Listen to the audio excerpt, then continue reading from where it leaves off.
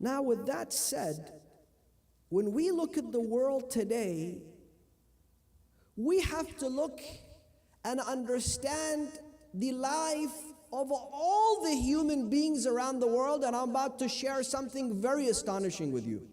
Very shocking. Statistics show that in India alone, we have 46 million widows. In China, 44.6 million widows. In America alone, 15 million widows. Indonesia has 10 million widows. In Iraq, 1 out of 11 women is a widow, equating to 3 million. Afghanistan, 2.5 million. Pakistan, 5 million. And the global number of widows around the world is a staggering 350 million widows. That's the first part of the insight. 2, how many orphans do we have? In India, 30 million. Nigeria, 17.5 million. Iraq, 5 million. Bangladesh, 4.8 million. Pakistan, 4.5 million.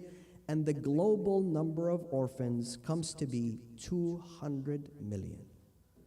That's 550 million people in need of homes. That's 550 million people in need of care. That's 550 million people in need of love. That's so many kids, millions of kids in need of a fatherly figure, in need of a mentor, in need of somebody that they can look up to. That is hundreds of millions, 350 million widows, some of them young, that want to live, want to have dignity, want to be protected. And all they need, whether it is the widows or the orphans, all they need is not just finances. It's not just money. We think money solves every problem. That's one. Now let us move on and look. Numbers of divorced women in the world is a staggering 250 million. In America alone, we have 45 million divorced women. So let's do the numbers together. Widows, 350 million. Divorced women, 250 million. Never married single woman, 300 million. That comes to a staggering 900 million unpartnered women. 900 million, almost 1 billion unpartnered women. Now you may ask, how many single men do we have in the world today? If every single one of them got married, unfortunately many of them are marrying the same gender now. 300 million. 300 single men. So if each one of them, inshallah, decides that they're going to get married, you will have 600 million women that will never have a partner.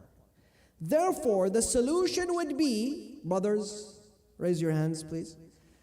The solution would be that if every man takes more than one partner, then this number is going to decrease.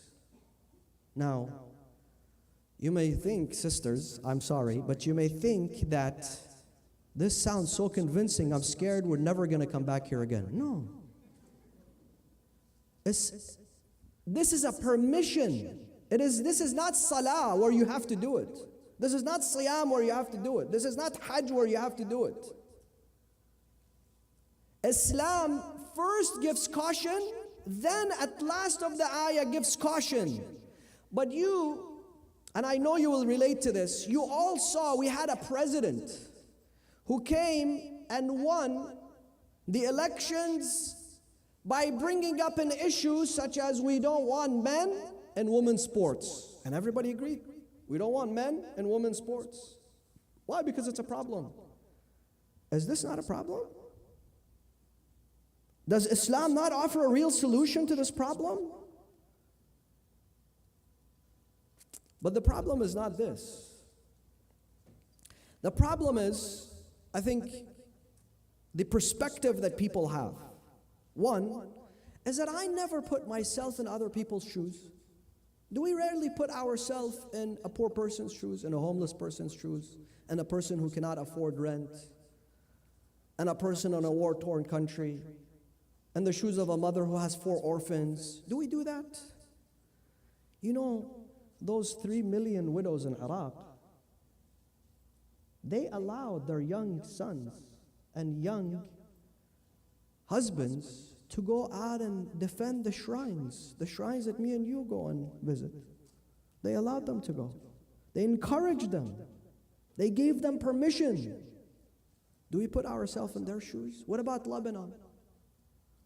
Those young men that lost their limbs, lost their eyes, many of them lost their lives. Their mothers allowed them to go and defend the land and the dignity and the honor of their nation. Do we put ourselves in their shoes? Do we think in that sense? Yes, in America, everything is messed up. People don't understand because there haven't been wars here. Because they don't visit war-torn countries. Because they haven't gone to Nigeria that has 17 million orphans. They haven't gone to Afghanistan that has 3 million orphans. They haven't gone to Pakistan. They haven't gone to Iraq that has 3 million widows and 5 million orphans. They don't know what's going on in the world. So therefore comes